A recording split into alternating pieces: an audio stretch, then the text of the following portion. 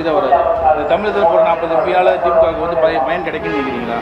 முதல் பீரியட் 40 இருந்தது, என்ன இருந்தது? ஒன்றும் கிடையாது. எல்லாம் அவங்க சொத்தை காப்பாற்றிக்குவாங்க, அவ்வளோதான். அவங்க பார்ட்டியில் தான் செலக்ட் பண்ணுவா தவிர இவங்க வெறும் ஆர்டினரி மெம்பர்ஸ் மாதிரி தான் இருக்கும்.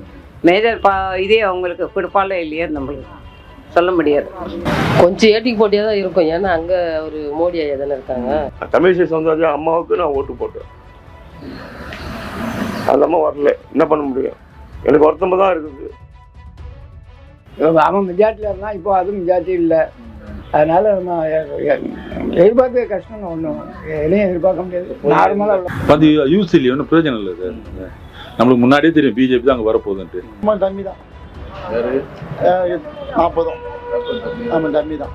போன எலெக்ஷனோட ஓட்டு சதவீதம் குறைஞ்சி வாங்கியிருக்காங்க திமுக.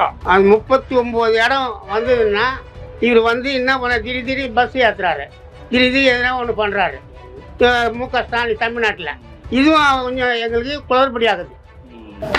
நம்ம தமிழ்நாட்டை பொறுத்தவரை பிரச்சனை இல்லை. தமிழ்நாட்டை பொறுத்தவரை இனிமேல் விலைவாசி இறங்காது. ஏழையை படுற கஷ்டப்பட்டுக்கிட்டு தான் இருக்கு. அப்படி சொன்னா நம்ம அதிமுக 39 இருந்தது, என்ன இருந்தது? ஒன்றும் கிடையாது.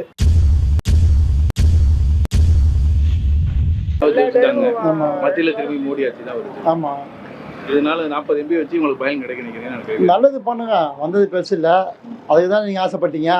40 தான் வந்துட்டீங்க. இதில் அடிப்படை வசதி ஜனங்கள் என்ன தேவையோ அதை செய்யுங்க. உங்க யூகம் விட்டுட்டு மக்கள் காட்சியோட சில விஷயங்களை பார்லிமெண்ட்ல பேசி வாங்கி தமிழகத்துக்கு செஞ்சா ரொம்ப நல்லா இருக்கும். கடந்த முறை எதுவும் பண்ணலான்றீங்களா? கடந்த ஒரு பண்ணவே இல்லையா? இப்போ எந்த எம்பி தொகுதியிலும் எந்த பெரிய அளவுக்கு ப்ராஜெக்ட் நடக்கல. அவங்களுடைய ஸ்மால் சிட்டி திட்டம் தான் போன கவர்மெண்ட்ல போட்ட, அதிமுக கவர்மெண்ட்ல போட்ட ஸ்மால் சிட்டி திட்டம் தான் இன்னைக்கு வரைக்கும் அமல்ல நடந்துகிட்டு இருக்கு எல்லா மாநிலத்திலையும். அது 39 இடம் வந்ததுன்னா இவர் வந்து என்ன பண்ண திடீர் பஸ் ஏற்றுறாரு, திடீர் எதனா ஒன்று பண்ணுறாரு மு.க. ஸ்டாலின் தமிழ்நாட்டில்.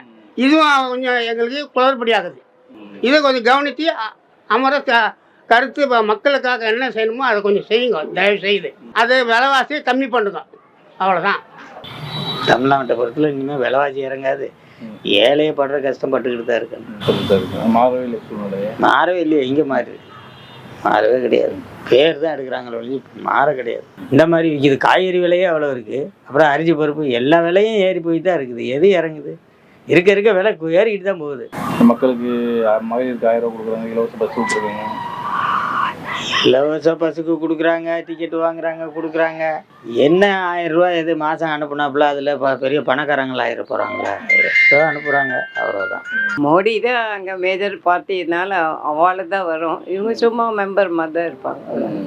என்ன பண்ணுவாங்க? கடந்த முறை 39 எம்பி போனாங்க. 30 எம்பி போனால் கூட அவங்க வந்து அவங்க பார்ட்டி மெம்பர்ஸ் தான் அவங்க செலக்ட் பண்ணுவா தவிர அடுத்த பார்ட்டி வந்து அவங்க செலக்ட் பண்ண மாட்டாங்க. தமிழகத்தில் 40 எம்பி போகிறாங்க.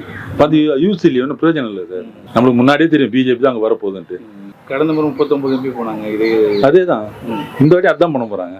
என்ன பண்ணாங்க? தமிழ்நாடு ஒன்றுமே பண்ண முடியாது. என்ன பண்ண முடியும்? ஒன்றும் பண்ண முடியாது. அதிக இடங்கள் வந்து 2ஆம் இடம் வந்திருக்காங்க. அதே பெரிய விஷயம் இல்லை. அது 2ஆம் இடம் வந்துக்கிறாங்க. அது சூப்பர் தான் இருக்குது. நானே தமிழிசை சவுந்தரராஜன் தான் ஓட்டு போட்டேன். அந்த அம்மா தான் ஓட்டு போட்டேன். என் பொண்ணு, என் பொண்டாட்டி, நான் 3 ஓட்டு விழுந்துருக்குது பிஜேபிக்கு. நான் ஓட்டு போட்டோம். இந்த கட்சிக்காரன் எந்த கட்சியும் இல்லை. நான் எந்த கட்சிக்காரனும் இல்லை. நான் எப்படி செஞ்சேன்? தமிழிசை சவுந்தரராஜன் அம்மாவுக்கு நான் ஓட்டு போட்டேன். அந்த அம்மா வரல, என்ன பண்ண முடியும்? எனக்கு வருத்தமாக தான் இருக்குது. அந்த அம்மா தான் வருவோம்னு நான் எதிர்பார்த்தேன். அந்த அம்மா வரல, என்ன பண்ணுறது? அப்படி சொன்னா நம்ம அதிமுக 39 இருந்தது, என்ன இருந்தது? ஒன்றும் கிடையாது. முதல் பீரியட் 40 இருந்தது, என்ன இருந்தது? ஒன்றும் கிடையாது. எல்லாம் அவங்க சொத்தை காப்பாற்றிக்குவாங்க, அவ்வளோதான். யாரை சொல்கிறீங்க? 2 பேருமே தான். யாரை சொல்கிறீங்கன்னா யாரும் நம்ம போய் முழு மூச்சா போடுறாங்க கிடையாது.